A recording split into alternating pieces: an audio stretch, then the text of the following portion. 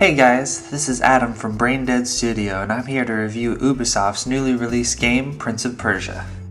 Prince of Persia's release is both bitter and sweet. Bitter because it marks the end to the wild rush of new video game releases that included Dead Space, Far Cry 2, Gears of War 2, Left 4 Dead, Fallout 3, Fable 2, Mirror's Edge, Little Big Planet, and Resistance 2. It's also sweet because this game is the perfect end to what has been a truly amazing year for video game releases.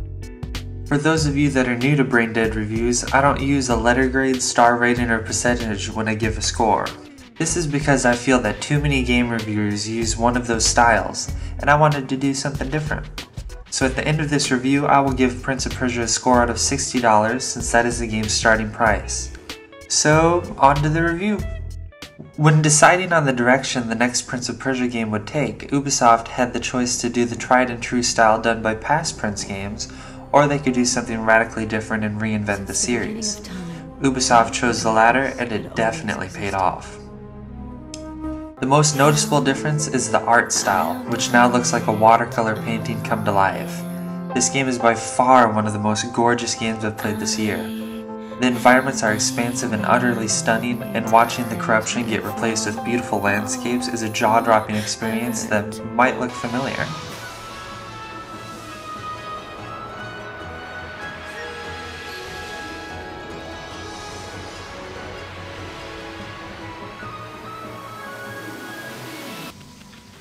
And the environments are matched only by the remarkable musical score that really captures the look and feel of the game. The Prince of Persia games have been known for their intuitive combat and movement across environments, and this game does not disappoint. Watching the prince climb up walls, across ceilings, or jump from pillar to pillar, the animation is fluid and the stunts look almost possible to do in real life. The combat is simplistic and intuitive. This means that all you have to do is follow your intuition and the boss fights won't be too difficult.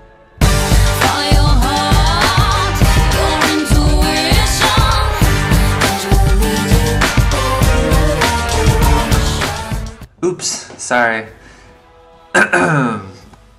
This means that casual gamers will be able to play the game without much problem, while Prince fans will still find it fun. Ubisoft obviously had the casual gamer in mind when designing this game, as you will never die because your companion Elika saves you every time. This might sound like a bad thing for some gamers who want a challenge, but to someone like me who dies a lot, this is definitely a good thing. Soon after you meet Elika, she proves herself to be an invaluable asset to your quest. She can save you from dying, assist you in combat, and is actually an interesting character. And there's obviously some chemistry between her and the prince as well.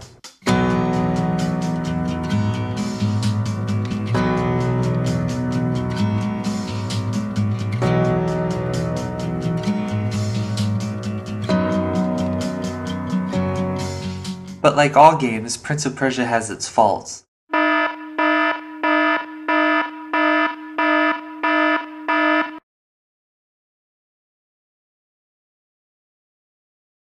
As a platformer, this game is great, but as a parkour game, this game is astounding. Mirror's Edge definitely has some competition there.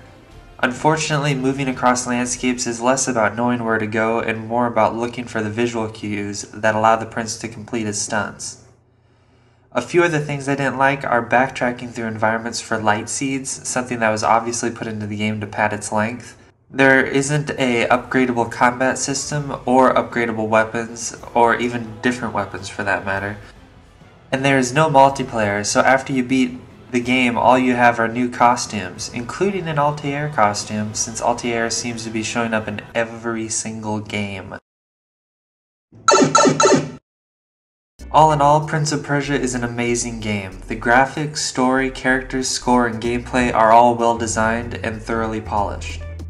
The game's length is manageable at about 10 to 14 hours depending on your skill level, but I will be giving the game not one but two values, similar to my Dead Space review. So without further ado, I give Prince of Persia a 60 out of 60 for Prince fans and hardcore gamers, and a 50 out of 60 for everyone else.